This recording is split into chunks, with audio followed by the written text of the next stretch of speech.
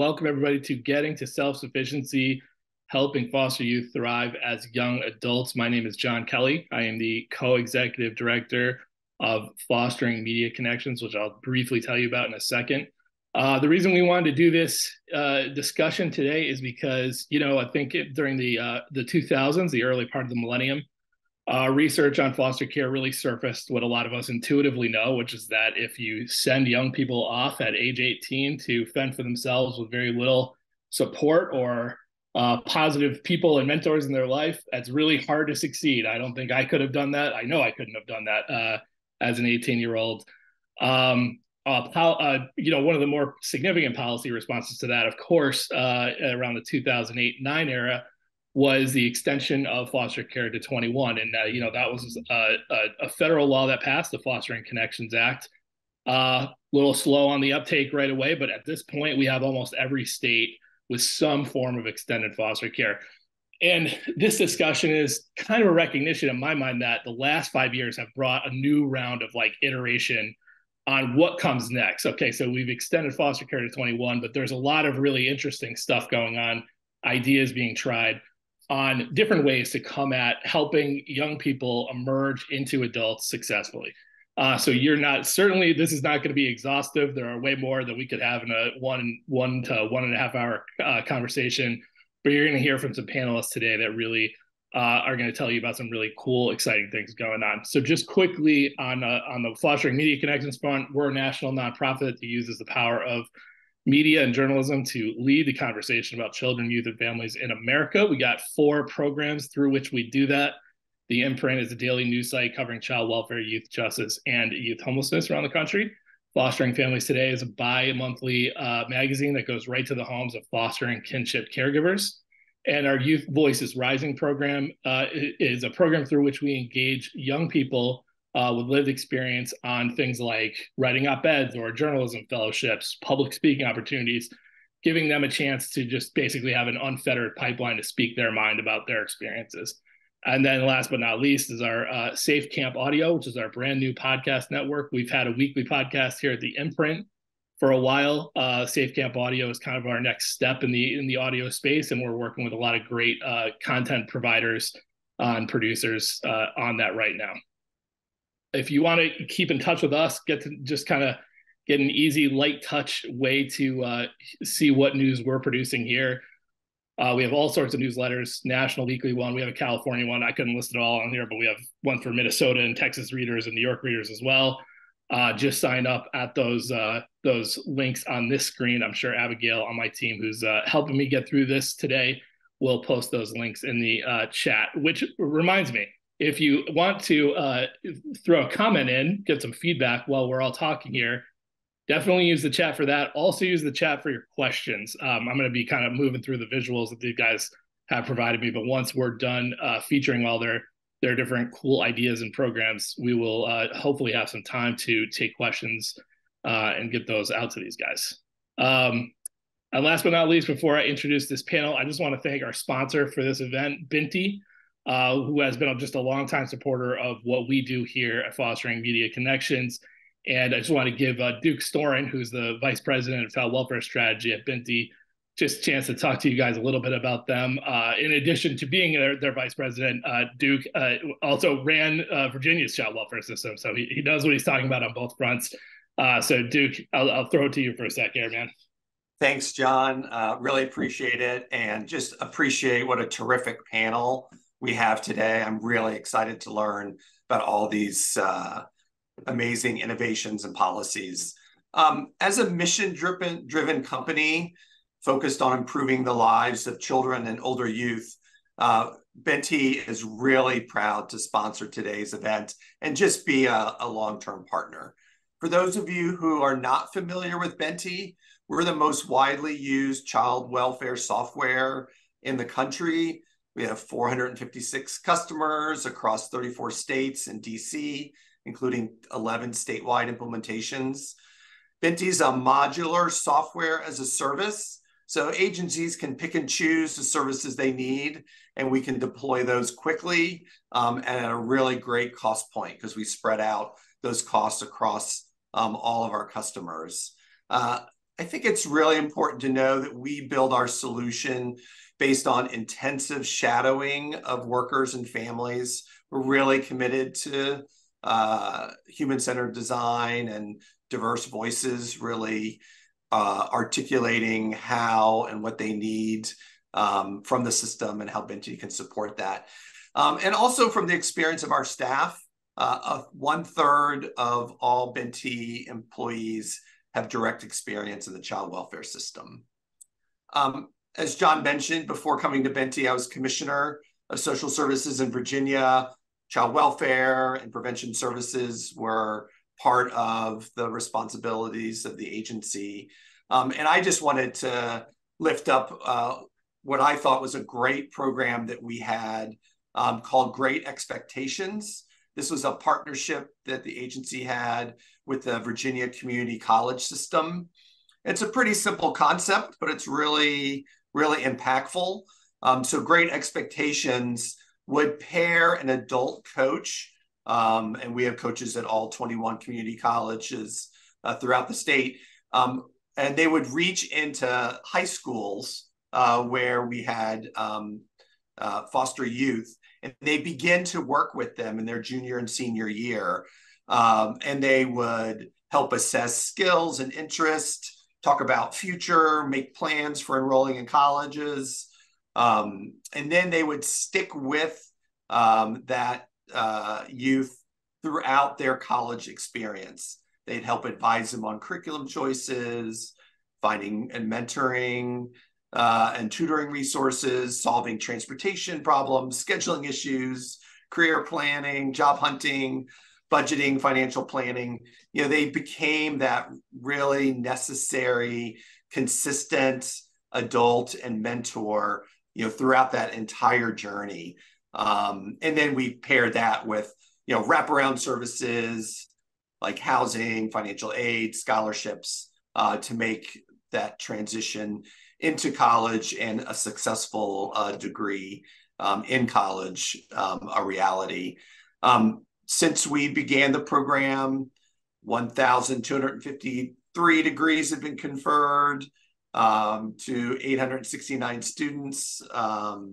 More than 30% of all are eligible young people who've experienced foster care in Virginia receive services through Great Expectations. So I know that you've got a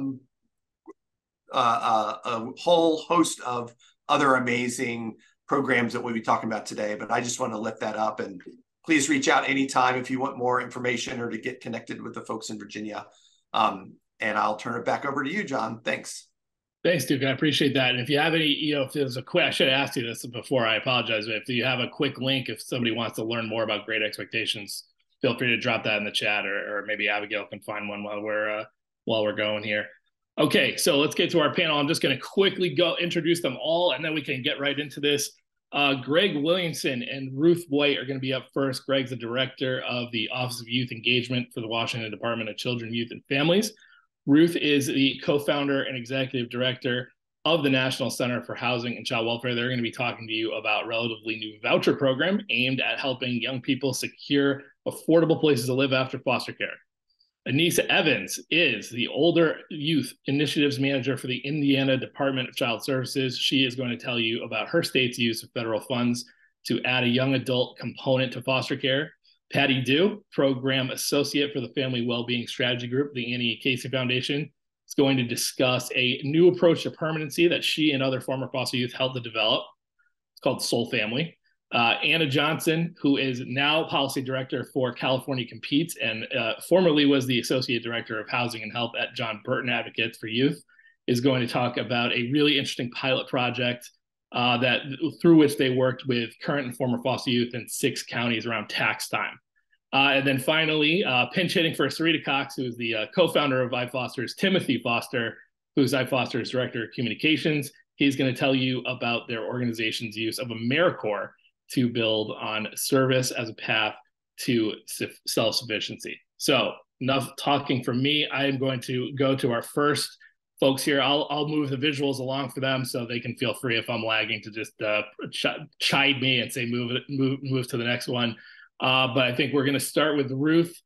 talking to you a little bit about foster youth to independence. You see her Cleveland Browns helmet behind her. You know she's always rooted for the underdog. Ruth, go ahead. This is our year. We're going Yeah. all this year. Go Browns. Hello to anybody on this call who's from my hometown of Cleveland. So I'm really just here to tee up Greg Williamson because he is a professional on the ground working in Washington State to give life to the program that I'm about to describe. But I'm also here to tell you that nothing that I'm going to offer to you is fictional. Okay, it's true, it's universal, and it's codified. So I want you to suspend any disbelief that you might have and just dive in. So the young people that you see on this slide, this includes young people like Roman, who is actually still a ward of the state of Ohio when this picture was taken. Michael Outrich, who aged out a few years ago, but is still actively engaged in improving the lives of youth aging out of foster care. All of these folks are from an organization called Action Ohio, which is a youth-founded, youth-led alumni organization throughout the state of Ohio. They work with my organization, the National Center for Housing and Child Welfare, to write a program that would make housing choice vouchers for youth aging out of foster care universal, on demand, and synchronized with either emancipation or need, and that the distribution mechanism is so agile that vouchers can be dispensed one at a time directly to the community where they're needed. So that program is called the Foster Youth to Independence Initiative. I want to thank John Kelly for doing a great job getting this information out to the public because despite what he just said, this is not new. This has been on the books for 5 years and it's courtesy of these folks. But what I want to also mention is because the theme of this event today is self-sufficiency, not only is this voucher program codified, but it is a platform for economic self-sufficiency for every young person aging out of foster care who finds this of interest. And here's why. It's codified in something called the Fostering Stable Housing Opportunities Act. Here's how it works. We all know that by law, public child welfare staff have to work with youth prior to aging out to write a transition plan. That plan by law must include housing. So as that process is unfolding, a child welfare worker simply has to mention the fact that the Foster Youth Independence Initiative exists.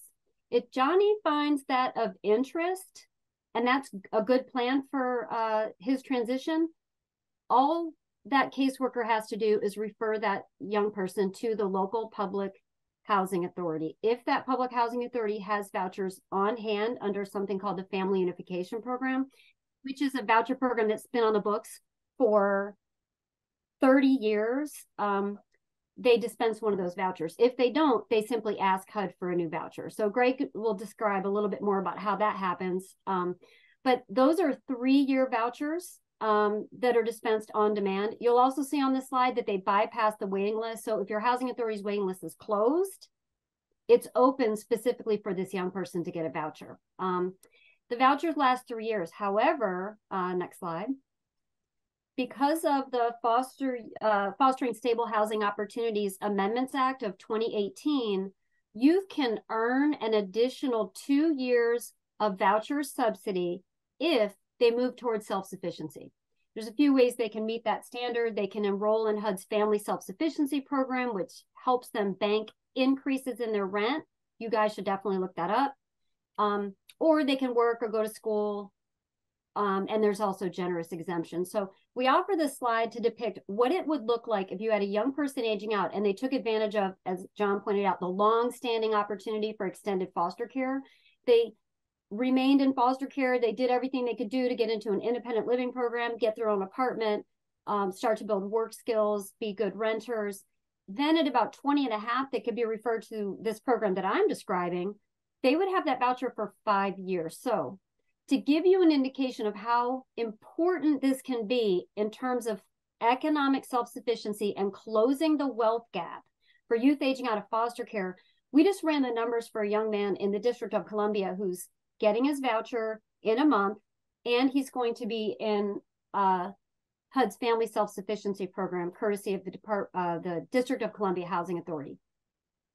He is going to be able to save $6,000 a year for the next 5 years. So this young man is going to be handed free and clear somewhere around $30,000 or $35,000 when he graduates from the program.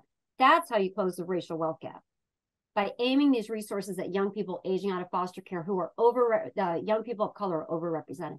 So how do we get this program up and running everywhere? The resources are universally available. It hinges upon committed, competent professionals that have good personal skills and are brilliant. And so I want to introduce you to Greg Williamson from the state of Washington, who has made this program work, that he has diffused this innovation throughout the entire state. So I hope that you'll be inspired by everything that Greg has to say today. So with that, I'll hand it over to Greg. Thanks, Ruth. And thanks to you, because none of this would be possible in Washington State without you and the National Center for Housing and Child Welfare, the Casey Family Programs, the Corporation for Supportive Housing, public child welfare agencies across our state, the Office of the Administrator of the Courts, the Office of Public Defense. He said, talking really fast and saying a lot of names in places. There's a lot of it, but this goes back to 1990, as Ruth said, and it's FYI part's about 5 years old. So I've got a timer going, John, just so you know. So I'll be less than 5 minutes here. Go for it. I'm going to start with the big three things I want to talk about, and then I'll go back. DCYF, that's our state child welfare agency where I work, believes that these federal vouchers change the conversation at a statewide level. And proof of that, as Ruth said, there's a lot of things that are really happening on the ground. And one of those is the Washington State Legislature, through passage of a bill called SSB 5256, which I'll put a link in the chat, and two related budget provisos, one for families and one for youth vouchers, has invested $8 million of state money this biennium to enable my agency to contract for the housing supportive services that are required whenever a child welfare agency enters into an agreement with a public housing authority to authorize these vouchers with HUD. HUD says, yes, we'll give vouchers to the housing authority, but we need somebody to help the young people get access to those vouchers and find apartments and do all the things that need to happen in the housing navigation world. We needed money to do that, and we haven't had money to do that, but our state legislature is now starting to fund this for us.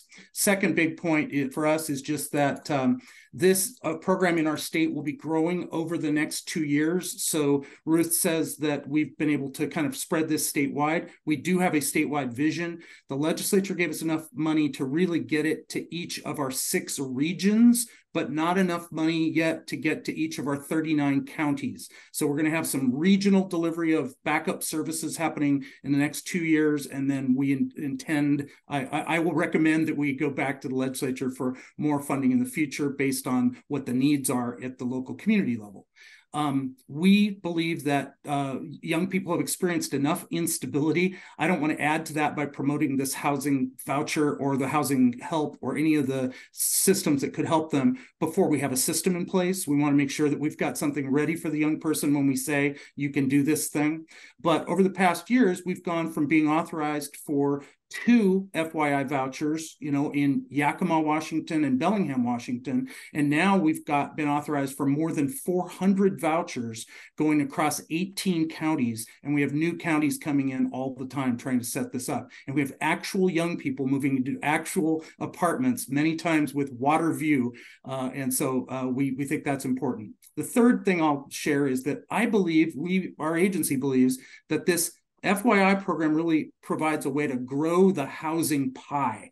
It's not having a voucher, but no housing to use it in doesn't really help you very much. But so far, in a couple of our programs, Bremerton and Kitsap County, for example, property owners are saying, yes, I'm enjoying the success of working with these young people who are getting an FYI voucher. Could you get 3 more of those people to move into my apartments? Or, hey, around the state, we're having people ask things like, where could we create more 1-bedroom and studio apartments for young people? We also have in Kitsap, the Housing Authority bought 5 new homes for the family program that we do because of the success of FYI. So those are a few things. I've got 1 minute and 37 left, John, so I'm going to tell you one other little story, which is, just as Ruth says that this kind of came together because a 35-year state employee was put on this child welfare housing job 2 years ago from doing other stuff in the state, and saw the elements of the system that Ruth and others have created. And I've been trying to help knit it together for a vision that people could talk about and share. At the local level, that same thing's happening in an even bigger way. There's a young woman named Bethany Wex in Bremerton, and she's been going to the property owners in her community who don't typically offer housing choice vouchers or Section 8 vouchers. They don't know about what it's like to deal with these vouchers. And she says, do you want to help a young person who exit foster care into the community? Would it be okay if the federal government paid direct to your bank account every month for the next 5 years? And here's my phone number, or here's how to get a hold of me. Would it be helpful if you have somebody like me, Bethany, to talk to when you needed help talking to that young person? And I'm going to give the same phone number to that young person, so if they have any challenges talking with you, they've got somebody to help. And that particular thing got them from 0 vouchers to 14 vouchers in 2 months, with 10 of those apartments being Waterview apartments in Bremerton. So at the heart of this whole thing is relationship at the local level. I've got 11 seconds just to thank everybody for doing this today. And I put my contact info in the chat, and I'll hang around for questions after. And Ruth, back to you. Yeah, Ruth, any final thoughts on this? Yeah, and I want to answer Gianna's question. So just to be clear, the FYI program is universal. So any housing authority in the country, they don't have to be authorized, any housing authority in the country that administers any vouchers at all can order up a voucher in increments as small as 1 at a time. Okay, so your state doesn't have to put money towards it. They don't have to beef up case management. We built this based on existing resources. This is to close the gap through existing resources through which youth were previously falling through homelessness and human trafficking. So you don't have to do anything differently except go find your Greg and go for it. Okay, but yeah, landlord recruitment is an important aspect of it. We can help you with that too. But if a young person gets a voucher and fails to lease up, they should have probably done more, but it's a failing of the professional class. That's our problem. We can train you on that. But to Gianna's question, it is the case that HUD does not allow you to double dip here. Okay, what they want you to do is keep the runway, to use iFoster's language, the runway as long as possible while they are under the care, custody, or extended foster care of the state and federal funding. Pay for their own apartment from age 18 to 21 with your money. Okay, help them build the skills to be good renters. Then, as you'll see, the green part here doesn't start until they're about to age out. So you can overlap for 90 days or more, but the standard should be about 90 days. So it's not like you have to freak out and age them out when they're not ready. The vouchers can be synchronized with what is the right time for Johnny. By the way, the right time for Johnny might be age 23. The young man that I referenced who's going to bank like $32,000 in his escrow under HUD's Family Self-Sufficiency program, again, which has been on the books since 1990. All we did was write a pilot program to match HUD's existing Family Self-Sufficiency program with HUD's youth voucher program. So Family Unification Program, youth vouchers. We've set that up in 2016. Washington State, some of the places in Washington State have had that since 2016. All we did was codify that in the Fostering Stable Housing Opportunities Act. So point being, the young man I mentioned in DC, he's almost 25. And, so he's getting and apparently I talked too fast, so I'm putting my notes in the chat for people who couldn't keep up with me. Thank you, Greg. So be that as it may, he's going to have a housing voucher from 25 to 30, and he's working. He's not getting penalized for working. He's working, but his increased rent is being put in this escrow account. It's just so amazing to me that we have these tools for economic self-sufficiency at our disposal, but they're not available to every young person. But that's why I really appreciate the imprint. I really appreciate Fostering Media, because here we are with the opportunity to speak this from the mountaintops that every young person should have this opportunity. So thank you, John. I want to hand it back to you. Well said. We're going to keep it moving to Anissa Evans. So in the past 5 years, the rules around federal chafee dollars have given states some more flexibility in, how long foster youth can be supported through the program. And by that, I mean, at a higher age. So Anissa is going to talk a little bit about how Indiana has used that new flexibility to create a little longer of a runway in foster care. So go ahead, Anissa. Hi, thank you. Thanks for inviting Indiana to participate in this webinar. So yes, Indiana, again, my name is Anissa Evans, the OD Youth Initiatives Director, and Indiana adopted extended foster care with one of the early adopters on. And so when the Foster Coming First Prevention Services Act came into law, Indiana was able to then extend services to youth to age 23. And so that's what we have done. We've been able to support our young people so that at 21, when they still may not be ready to for adulting and still might have needs that need to be met, Indiana's child welfare system can be there to support our youth and our young adults. And so we do that by meeting the youth where they're at, right? So we look at our 21 to 23 age group a lot differently than our extended foster care group.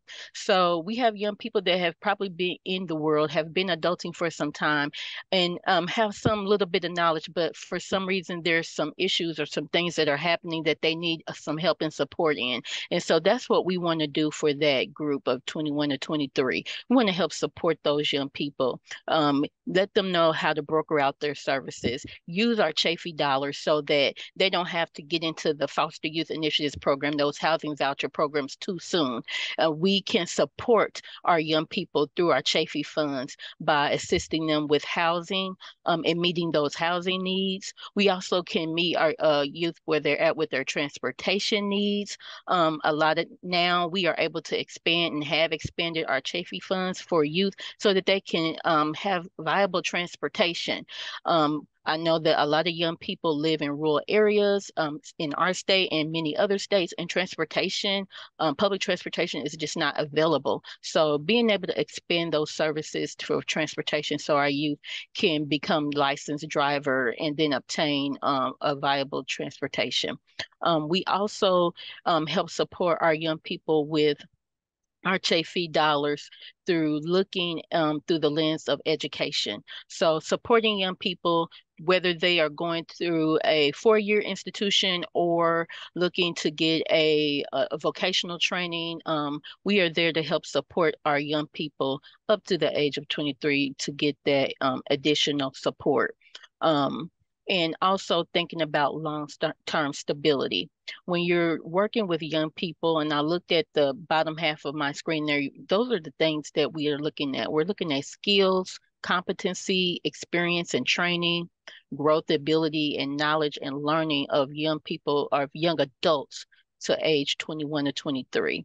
And that is how we really have built in our extension of services for our young adults who want to continue to provide, want to continue to work with DCS and our ODU service providers to get the supports that they need. Oftentimes, young people come back into services. And they are in emergency situations, and so we are able to help support young people in who have barriers in an emergency situation with housing. So we've utilized uh, uh, hotels for young people when they're in emergency situations. So when they're homeless, they can have a place to immediately go to make sure that they are safe. Yes, we do teach parenting skills. We also collaborate with different programs within our state. So it's not always looking at the ODU service provider that's providing those services, but it's also partnering with different other organizations in your community who are experts. So there are experts in community who understand parenting and working with young parents. And so we, yes, getting a vehicle. Yes, we do help with that with our Chafee dollars. And we support our young people with parenting. And so we broker out those services. We connect young people to service providers that are experts in certain areas. And so we work very closely at the state of Indiana with several of our public housing authorities to initiate the FYI voucher and also the FUP voucher. which is a family unification program voucher across our state. And so we are really working to ensure that our young people, I'll say 21 to 23, because that's when extended foster care ends. And so you're really looking at that catch-all, that safety net, and wanting to make sure that between 21 and 23, we have provided all the services that we can to ensure that young people are on the road to long-term stability, because that's what we're really looking for. Yes, I can share some of our policies with you. And what I would say is that if any state, and I know that many states are now adopters of extended foster care, you can now work with your state to extend services up to age 23, the day before your 23rd birthday. So work with your director of your child welfare agency, go to your legislators, and I will also say involve your youth advisory boards. The best way for advocacy to happen within your state is to ensure that you are partnering with your youth advisory boards. Whatever your mission is for extension of services, your youth advisory board should be at the forefront of making sure that happens in your state. I always like to say and everybody says this, but nothing about us without us, and that is so true. You need your young adults and your young people with lived experience pushing the needle and driving this work with you as partners. And so being able to work with your director, work with your legislators to ensure that you're able to extend your services up to age 23. You want to look at your policies that you have around that. Make sure that your state, some states use state dollars to extend services up to age 23. So you want to make sure to look at what your state policies are, what your DCS or your child welfare policies are, and look how extending the services up to 23 will affect your bottom line in terms of the services that you will provide. So to make sure that you are giving the best supportive services to youth and young adults up to age 23 as possible, and building on what the knowledge that they already have, and making sure that if a young person needs those additional supports and services, that you are connected to other providers such as BEAD, such as your the Department of Workforce Development, your public housing authorities, to support young people as they're aging out or have aged out of foster care. Thank you, Anissa. So it sounds like the big difference as you get from extended foster care, as we think of it traditionally, of 18 to 21, to this thing that you created is 18 to 21. It's more, do you want to stay in care? Mm-hmm. It'll largely look similar. Yes, it's a similar experience. This is more curated to what kind of things a young person is telling you they may need some help with. So they may not all get the same sort of relationship from 21 to 23 with you guys.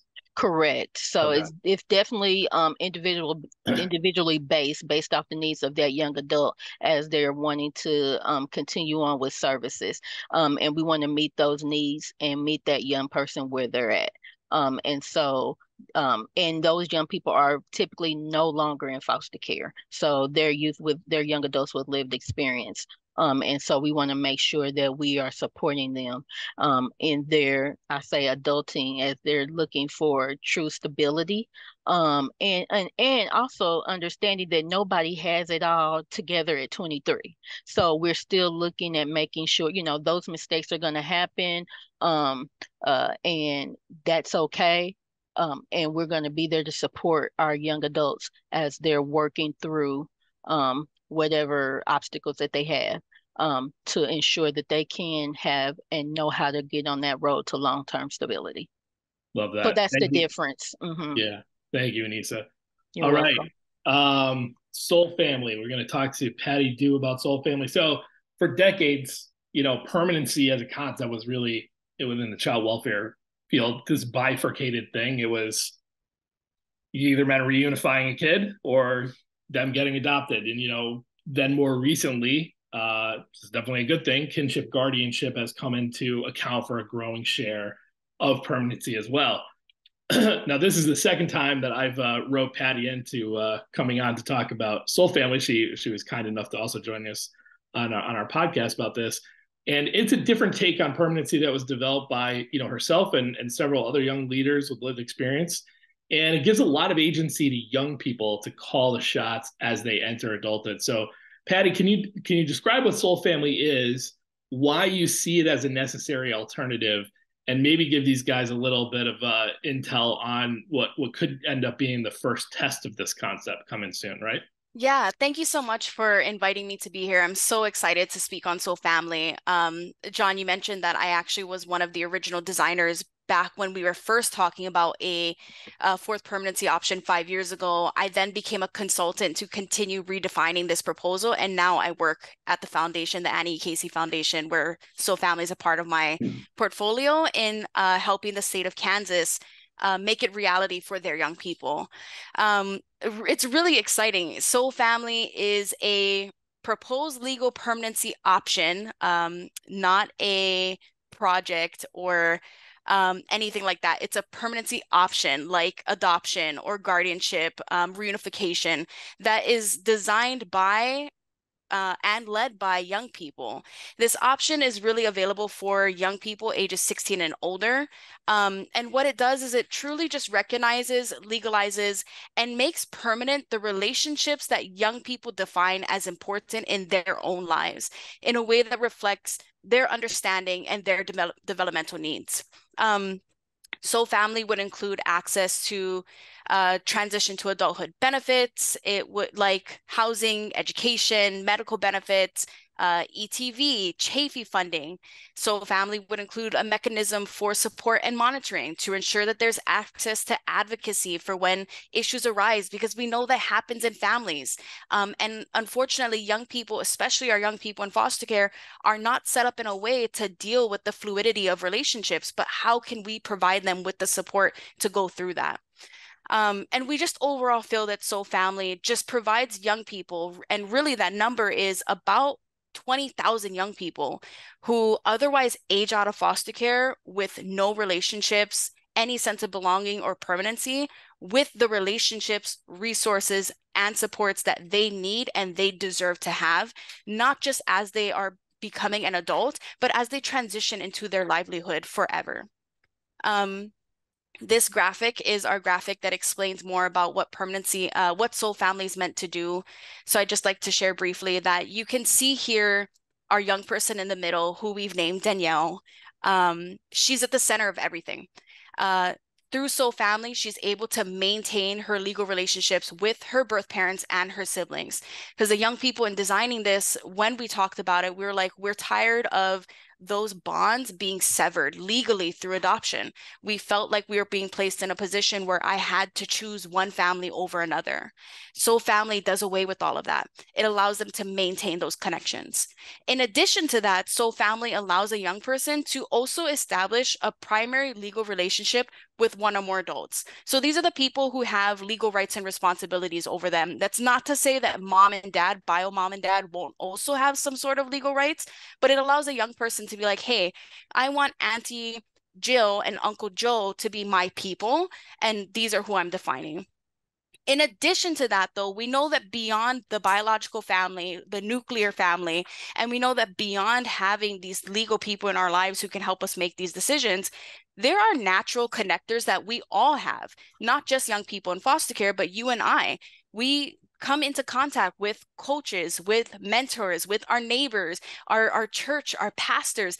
These people become lifelong connections to us. Soul Family allows us to recognize these lifelong relationships that they have with their people, the people that they go to at 3 o'clock in the morning, or they go to for Thanksgiving, or the ones that are helping them get their driver's license. Soul Family really just encompasses this idea of a young person has a village. Who is their village? And we need to take that time to understand from their perspective who these people are and how we can support them in having that thrive. All the while being encompassed by this box that's surrounding the circle, which is really those post-permanency resources and community resources that Danielle and her family can rely on. Too often, young people are transitioning out of foster care, and the services that we rely on and we need all of a sudden we've fallen through the gap. I no longer can see my therapist. I no longer have access to housing or medical or whatever it may be. Soul Family does away with those hard stops in transitioning to services. And it allows not just Danielle, but her people to also use those resources so they can be set up for the most success they need. John, you mentioned that we are working on making this real. As I stated earlier, we're currently in the state of Kansas working to make Soul Family a reality for their young people. And a lot of that is looking at what needs to change legally. This is not just practice. This is a new bill. This is a new law that we need passed because we want it to be legally recognized. Young people have belonging and permanency when they turn 18. We've established that. We develop these things. But unfortunately, it's not legalized. And many young people want it to be legalized. We want to, at the end of the day, show up at the hospital for our family, or vice versa, for our families to be there when something happens to us. So we want those barriers to be out of the way, which is why it needs to be done legally rather than just also practice. But on top of that, Soul Family in Kansas, we're also looking at what are the on-the-ground things that we need to change, the work that needs to either stay the same or be done differently, because Soul Family is meant to have the young person at the center. And really any permanency option. Why aren't we allowing young people to define who their people are, to make that decision, and to have a say in their life? At the end of the day, that's what it is. It's not just permanency, it's their life, who they're connected to, how we can strengthen that along the way. We also have a communications work group who's working to just ensure that the message of Soul Family is accurately being put out there. In Kansas, when we first launched last year in May, many people thought that Soul Family was an option already. We had to take a step back and remind people, we're excited, you're excited, but we're still figuring it out. So be on the lookout. Here's how you can help be champions with us. And then, of course, we also are looking at the data too. While this is something that started with the Annie E. Casey Foundation, we've recognized that a lot of these things will be in flux in terms of how to draft the bill, what practice needs to be changed. So there's not a set framework or model. There are things that can be adapted state by state, but there's nothing that it's really solid in terms of here's all the things you need to do, because not what's going to look okay and what's going to work in Kansas is not going to work for a state like in Hawaii. We have things set up so that way you can make Soul Family, and the things that young people have identified as important in terms of having a fourth permanency option. But it's really going to vary state by state. I think that's all I've got. I just have one question off of that, Patty. Is as you said, each state's going to be different, but I do think if there's folks from other states on here listening and thinking this sounds good, not to get too far into the weeds of what Kansas feels the need to legislate, but could you just on a basic level describe, as you've worked with them, what they felt needed to be codified in law before they could let these sort of arrangements exist on paper and in people's lives?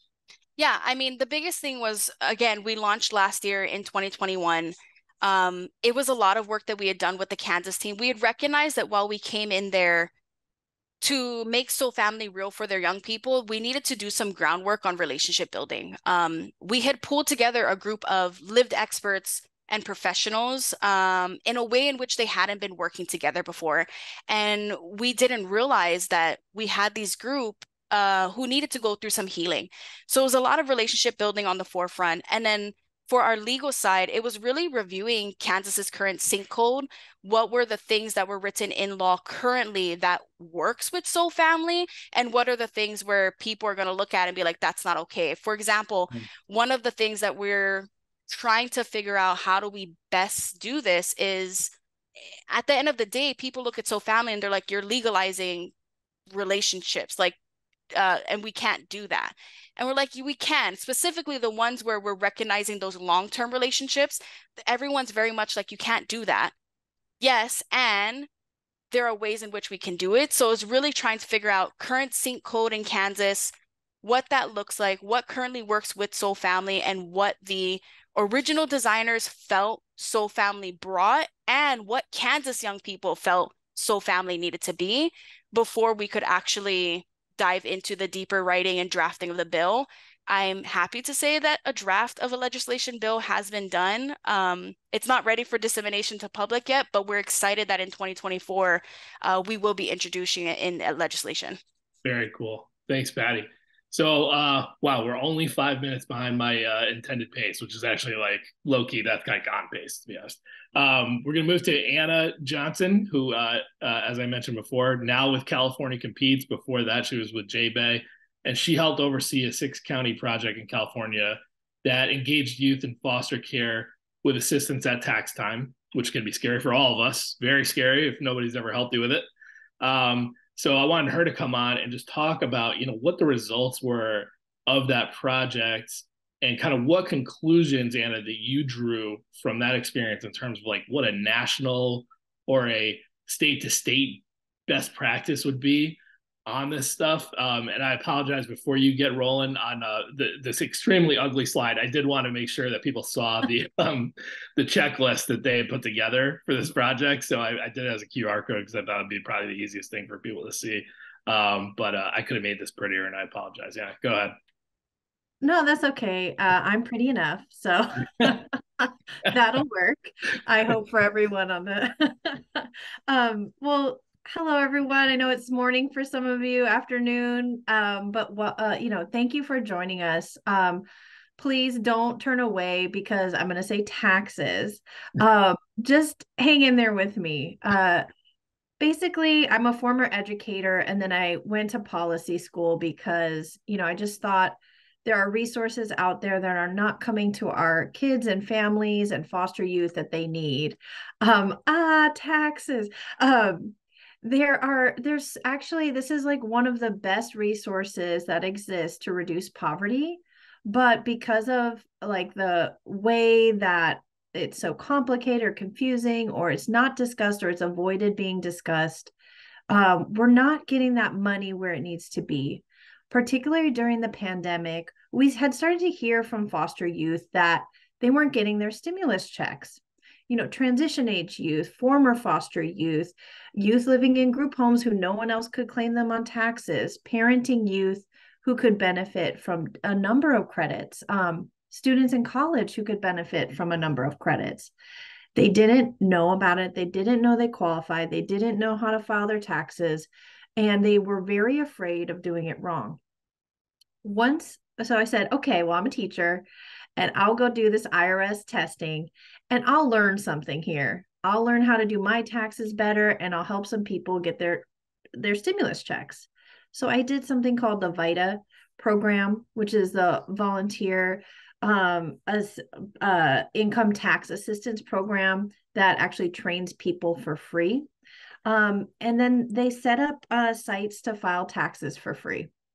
And so I did that program, became advanced certified, and helped foster youth start filing their taxes. And when I started to do that, I realized not 30% of foster youth didn't get their stimulus checks. It was 66% of foster youth were missing one or more pandemic stimulus checks. And this became a huge equity issue for me, that unlike other Americans in a time of need, they weren't getting that critical support. They were also younger. They were more likely to be unemployed. They were more likely to have lost work hours, been displaced from a job because of their age, because of their vulnerabilities, and because of some of that instability. So they were impacted by the pandemic differently. So that really is what started this project for me. These kind of gaps in support and services, the aversion to taxes, and that I couldn't find people who were already doing this. So we've come a long way in a couple of years. We set up VITA sites, these volunteer tax assistance sites. One of the strengths of the foster care systems is the volunteer network. There are a lot of people who care about foster youth, who want to help them. And so we asked people in our network, will you become a VITA volunteer? And it brought people out of the woodworks that, had been accountants, that weren't averse to this, that maybe they wanted to be on Zoom or weren't as mobile to go and do like a boys and girls club type mentorship where you're playing basketball with someone. But it brought people out of the woodworks who wanted to help. So we had over 100 volunteers at 6 different county sites set up in their transition age youth hub. So shout out to Santa Clara County, who is our first pilot site. They've now are going into their 4th year of the tax season, and they have brought over just a couple $1 million now year over year to the foster youth they've helped. So I'll talk about that. But there was nothing I could have done on a Saturday that would have brought in $30,000. I could write a grant, I could wait a few months, but in 2 to 3 weeks, we still wouldn't have that money. But if I filed taxes for 8 people, that I could get one youth $10,000, and I was just blown away by the investment of time. And so were these volunteers.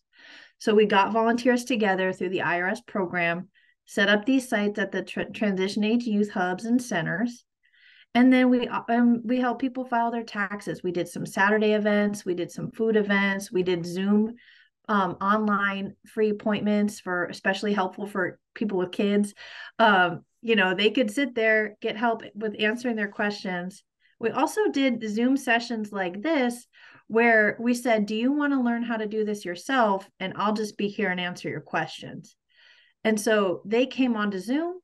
We had a filing guide that walked them through step-by-step. Click here, go to myfreetaxes.org. That's national. And let's walk you through it. So basically what happened is we got hundreds of thousands of dollars. The average return, so here's the numbers. If you were a single, no children, single foster youth, majority of our transition age youth, it boosted your income by 15%. 15%. If you were a parent, you had children, filing your taxes boosted your income by over 37%. It was 42% in 1 year, and it was the 37 in another year. So what can you do in an hour to boost someone's income by 37%? For the whole year? And that's why I say do not turn away from taxes. It might be, we all avoid it. I did my taxes after I did like 100 other people's taxes, y'all. I was like at the deadline myself, because we're all like that. We all don't want to do the thing. So that was the impact. And Anna, would it be safe to say that there was a lot of, I've talked to her about this, and Anna was nice enough to help us actually put out a whole special issue about these issues and personal identity protection and all kinds of cool stuff. Not cool stuff, but helpful advice on this. And my recollection is you telling me that a lot of foster youth were terrified to file their taxes because they thought it would go the other way, right? Like, I'm not getting money, I'm going to lose money, or they're going to find out that I owe tons of money. Right. So we actually found that, only in 1 year, only 5% of foster youth owed any money. So 95% got money. And most people who owed didn't owe both federal and state. So they still had a net positive return. So only a small percentage of youth ended up owing. And here's who they were. Youth who drove for DoorDash, and they didn't know how to do self-employment income. So we got really good at trying to ask people to go back over their books, add up their cell phone expenses because you use your cell phone, add up the mileage from the printout they give you, add up if you popped a tire while you were driving for work, what did that cost you to repair, so that we could reduce their tax liability. And then we use the support of funders to actually pay what was owed so that they could learn how to file their taxes without feeling that pain point of not having that money. So our partners in LA at the Community College Foundation, they served a lot of youth last year filing their taxes. And for those with tax liability, they were all paid by our program, because we got private funding to help pay that bill. It was fantastic, because you think 97% of people are having a positive experience. 3% feel that devastation of, I don't have any money and I don't know what to do. And you say, we got you. You're going to learn how to fight. And now next year, you know, to keep track of those expenses. Yeah. If we get you your first year of college and we say, how much did your books cost? And they say, we don't have a receipt. I say, let's take a minute. Like, I'll sit here with you for 20 minutes so you can get $1,000. Let's look at your credit card statements. Let's look at your Amazon account where you bought that book. Let's add up those expenses and let's get you $1,000. And I'll sit here on Zoom and I'll help you figure it out. I'll add it on my calculator. And that was a big impact. And then they knew for the next year, I'm going to keep my receipts. So how do people learn? And how do you create that without the heavy fall? How do you create that safe landing pad? So what JPay has done is they actually created a curriculum for independent living programs for tax time. Y'all nationwide can take that tax time curriculum, make that curriculum your own. You can find and send people to myfreetaxes.org. You can host Zoom filing events with some food and get a volunteer from your local United Way to come and answer those tax questions if they get stuck. There's, start somewhere. But you're going to, if you do one event, we did this in Alameda, we did one event. It was jam-packed because people do need help with this. There were 35 students. We had 2 volunteers, and it felt like, one of those movies where I was like, they're jumping up for questions, and you're just like, go ahead. It was so invigorating, though, because at the end of the day, that was a $30,000 day for Alameda County's transition use, their Beyond Emancipation Hub. That was huge. Yep, it's huge. I'm sorry, I want to make sure within the hour here we get started with our final panelists, but I'm sure people are going to have some questions for you in the chat about all you did with this pilot. So let me go now to Timothy Foster is going to talk about iFoster's AmeriCorps program. So I think most people that are on here know that AmeriCorps, what AmeriCorps is about, turned 30 this year.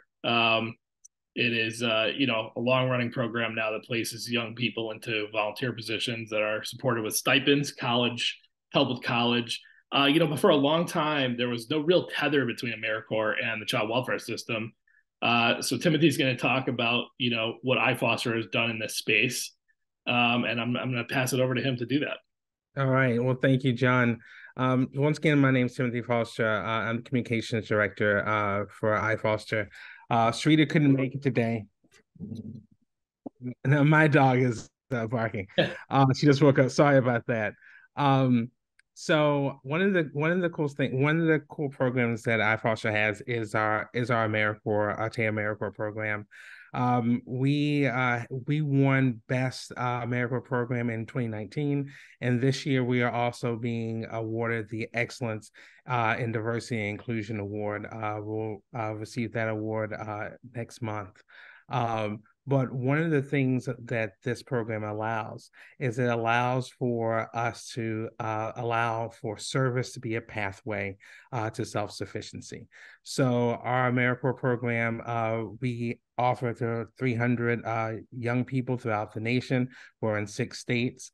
And what it does is it offers them a chance to expanded opportunities.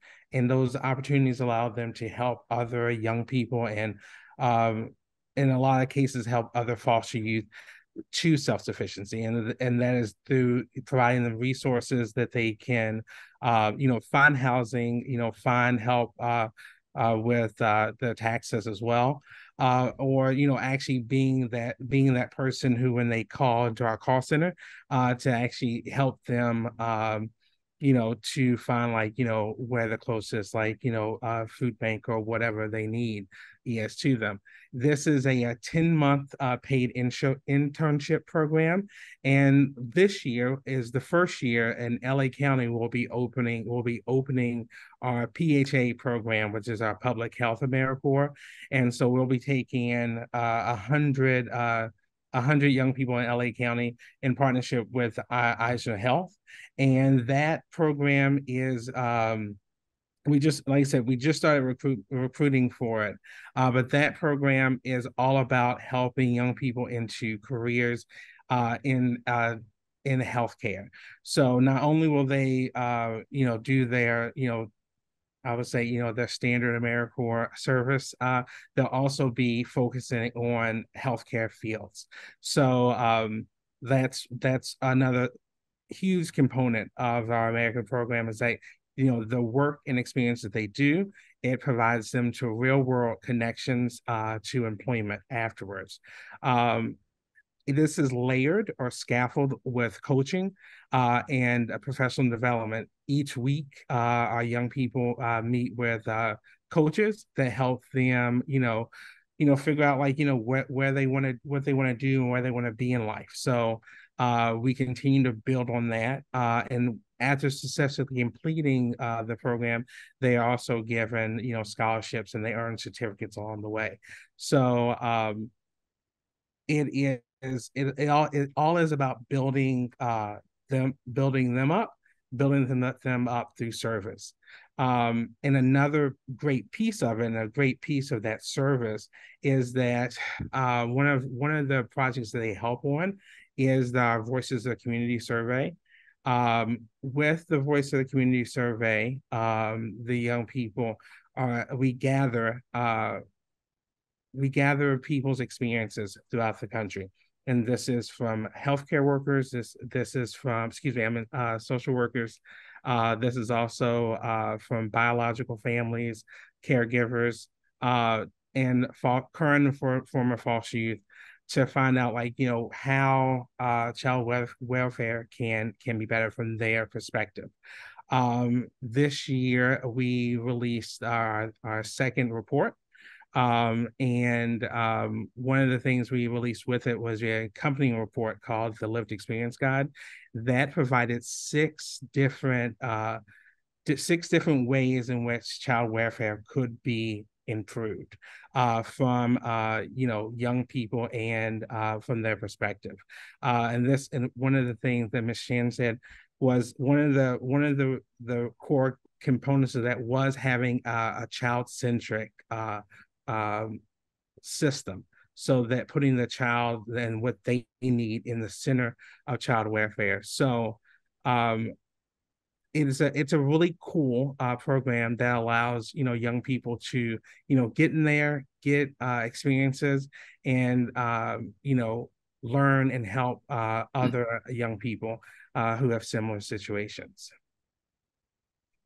Thank you, Timothy. And I just look at some of the sampling here, and I think we dropped the link to the full Voice of the Community survey. But Patty, I look at the bottom and think that there's probably not a better indicator of why something like Soul Family is needed, right? By the time, and I've talked to Sarita about this on our podcast show before, I wouldn't look at this and say that for some of the older youth that are surveyed, they never wanted to be reunified or adopted, but they get older. They're 16, 17. It's not realistic to some of them, or they don't feel that way. So all the more reason to have this concept of them being able to call shots. And then I think to the top left there, 23% receiving ILP services. It's not on this sheet, but in the first iteration of the Voice of the Community survey, there was one, I will never forget this. They asked about Chafee ETV, which a lot of people probably know. That is the sort of component of Chafee services that directly helps with college tuition. 63% of the youth who replied said they had never heard of that. That is a policy failure in terms of making sure that young people even know what they're entitled to. So I think you've heard a lot of amazing ideas today and great things. But I think that some of the things that this survey has really surfaced for me, or really hit home to me, is, none of it is worthwhile if a young person doesn't know about them. And that's just something that we really have to be mindful of as well. So thank you so much to all you guys. I'm kind of flipping through the chat here, and it looks like you guys have just been answering people's questions left and right throughout this conversation. So I'm not sure. I'm going to filibuster for a second while I scan the rest of it by saying there was one question that I always forget to address. And that is, are we going to send this thing out afterwards? 100%. So if you were looking for the slides, you want the visuals, you want the recording of these guys, especially Greg, who I may talk fast, and I apologize for that. We will be sending that out to everybody who registered, you guys who are on here still, as well as anybody who just signed up. And usually we try to podcastify this stuff too, so we'll probably put it out just as an audio medium as well. So with that, I think I am going to call it an afternoon here. My email, which I will drop in here right now, is jkelly@imprintnews.org. And for anybody who is on here and does have a question that they'd like, I'm happy to route stuff if you don't have it in your head right now, but you think of it, shoot me an email. I can get to these guys with questions later on as well. So with that, I just want to thank everybody who's been on the panel. I want to thank Binti for sponsoring this. This is a great conversation. I think I'd love to do this again sometime, because I do think there's plenty of other great ideas out there like these that more people should know about. And you know, I had some people in the comments saying, how do I find this in Texas? How do I find this in New Jersey? May have to bring it there. We may have to find some people to push it. Although, but that said, I just off the top of my head, I know of a cool program and idea in Texas that we could be doing on this. So maybe we'll keep it going. But all that said, thank you guys so much for joining us today. And thanks again to our great panel. Everybody have a great afternoon.